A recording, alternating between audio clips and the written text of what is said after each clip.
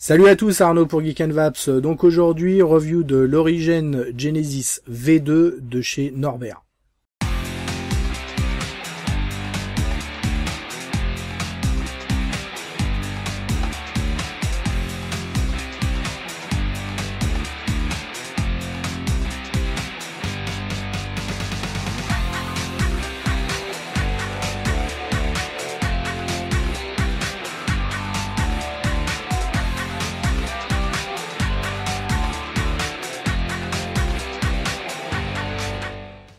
Alors comme son nom l'indique, l'Origin Genesis V2 est un atomiseur reconstructible type Genesis, mais pas que, et ça on le verra. Il est réalisé par le modeur Norbert, qui est un modeur hongrois, qui a déjà réalisé pas mal de choses, dont un dripper très connu, dont j'ai fait la review il y a quelques temps, qui est aussi l'Origin, c'est l'Origin V2. Alors on est sur un atomiseur de 22 mm pour 34,5 mm de haut, donc assez compact, en acier inoxydable bien entendu, avec un pin de connexion, donc pôle positif en laiton. Il peut être monté en simple ou double coil, en montage type Genesis, fibre ou microcoil coton bien entendu, et il a une capacité de 4 ml. Celui-ci me vient de la boutique Sweet & Vaps, donc un gros merci et un coucou à Aurélien. Allez, on va tout de suite regarder tout ça de plus près. Donc voici notre atomiseur. Alors là, il est monté avec un drip tip qui est en option, aussi réalisé par Norbert. Donc c'est un drip tip court. Il fait 10 mm de haut, un système de double joint et une arrivée relativement large pour avoir un bon airflow. Ensuite, sur notre atomiseur, nous allons avoir le top cap avec, vous voyez, des ailettes de dissipation thermique. Donc toujours très pratique. Surtout vu la taille réduite de l'atomiseur. Et en dessous, vous voyez un système de dôme pour venir concentrer les saveurs. Quand on regarde notre atomiseur comme ça, vous voyez, il y a pas mal de choses. C'est assez impressionnant la première fois qu'on l'ouvre. On va venir retirer toute la partie supérieure.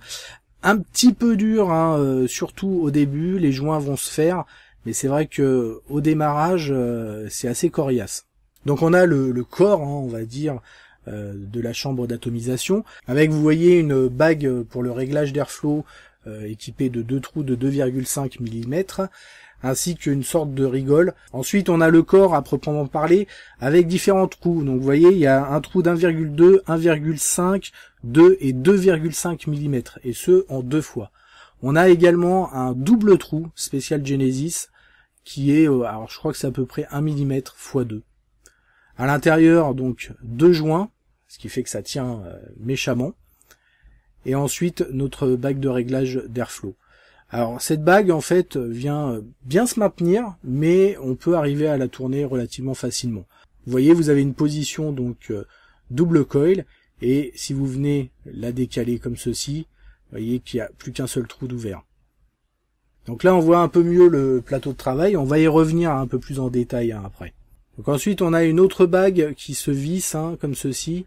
Je sais pas comment on pourrait l'appeler, bague de finition ou de maintien, avec un joint. Donc pareil, il y a une sorte de rigole, encore une fois, dans lequel va venir se caler le joint. Ensuite, on a la partie tank en macrolon. Donc attention au liquide agressif, sinon ça va l'abîmer. Je sais qu'il existe en option un tank métal. Donc on vient le dévisser, il est équipé donc de deux pas de vis, un pas de vis en haut et en bas, et vous voyez pour le dévisser, donc faut y aller doucement, ça va venir passer directement dans le pas de vis. Un des secrets de cette énorme contenance de 4 ml, vous voyez, c'est qu'à l'intérieur, c'est creusé. Donc on a une optimisation maximale du tank pour pouvoir avoir ce qu'il faut.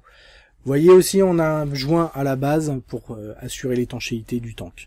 En dessous, on a une connectique 510 avec donc une petite gravure, Origin Genesis, numéro de série, numéro de batch, et donc un pôle en laiton, un pôle qui n'est pas réglable, qui va venir uniquement orienter, en fait, et ça on le verra après au niveau du montage, votre arrivée de Cantal.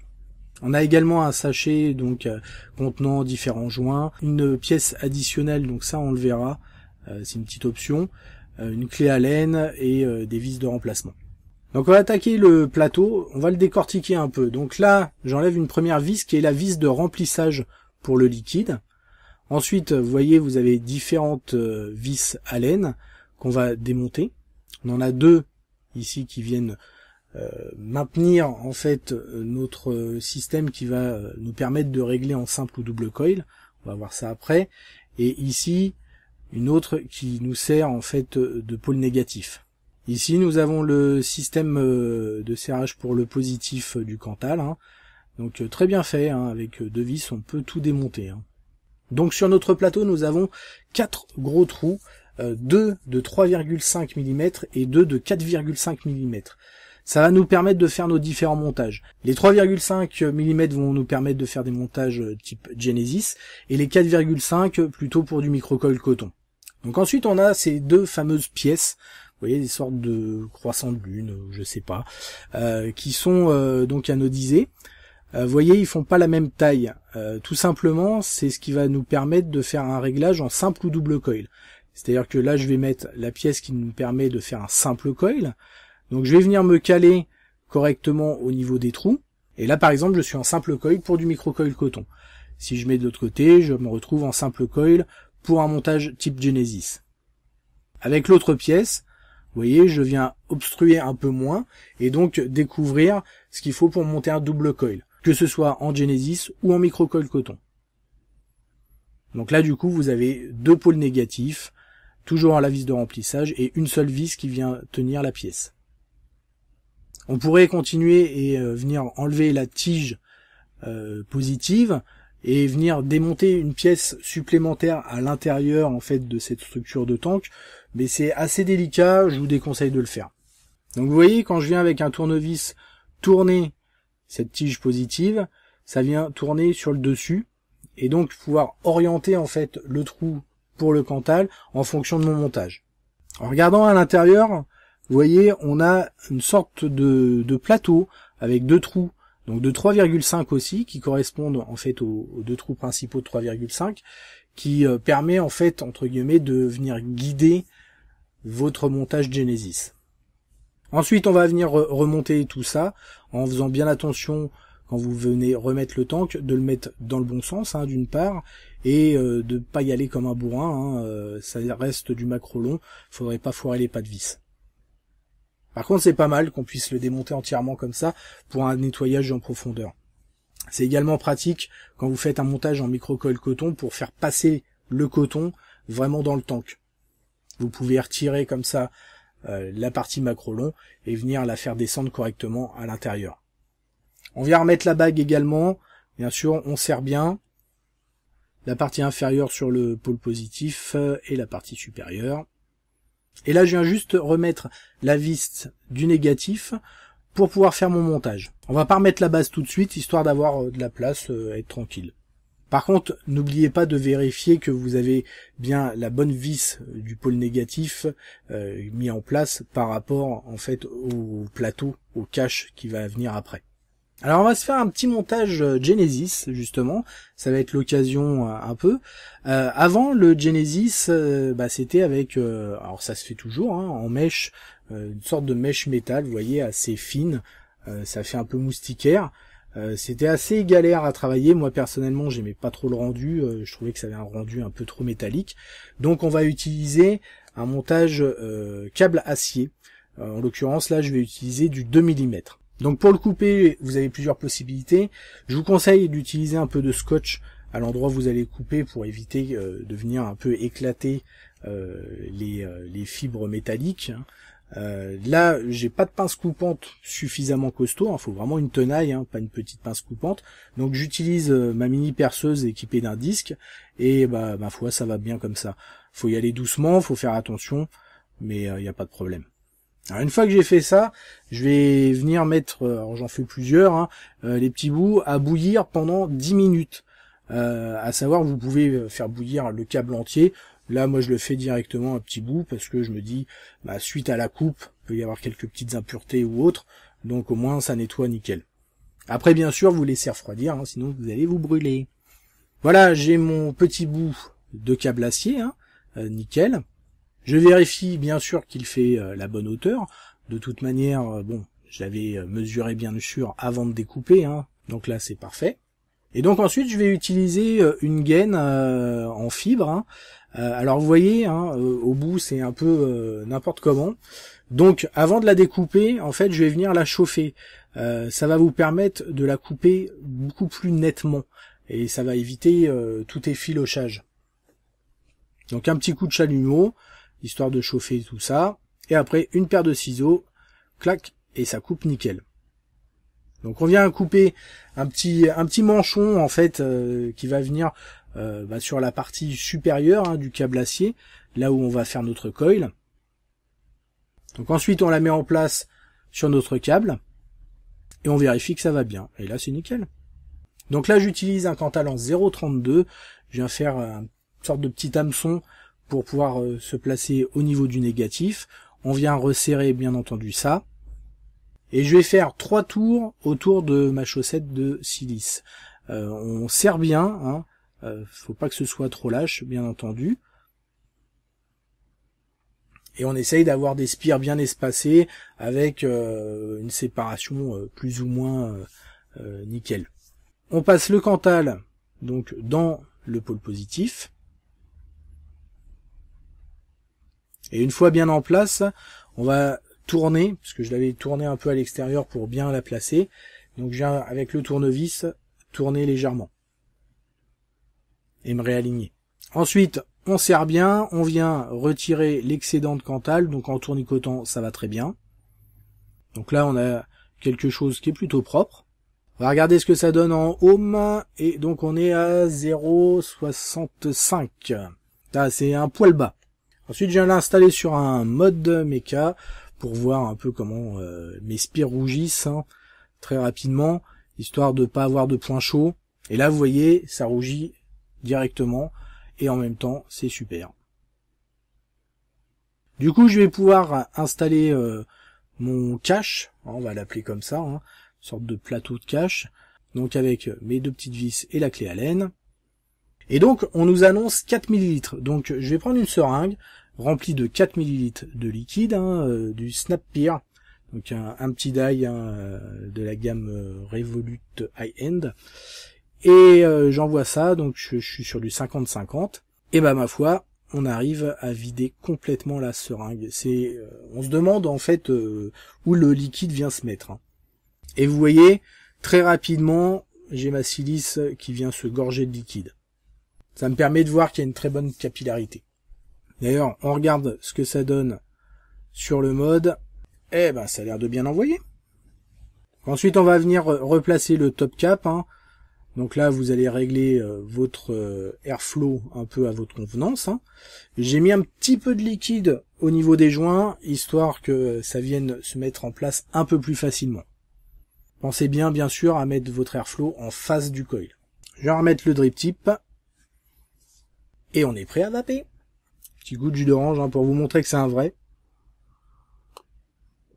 C'est pas un faux jus d'orange pour faire décoration.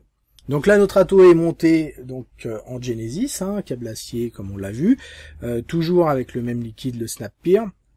Je l'ai monté sur une électro là, sur la Vapor Shark à 20 watts, tout simplement parce que ma résistance est quand même un peu basse. Là c'est stabilisé à 0.62 et c'est un poil bas pour du mode méca. À mon goût, ça envoie peut-être un peu trop sévère. Donc moi je conseillerais plus d'être aux alentours de 0.7-0.8 pour avoir une bonne vape sur un mode méca. Là c'est un poil en dessous. Donc je l'ai réglé à 20 watts et puis on voit tout de suite ce que ça donne.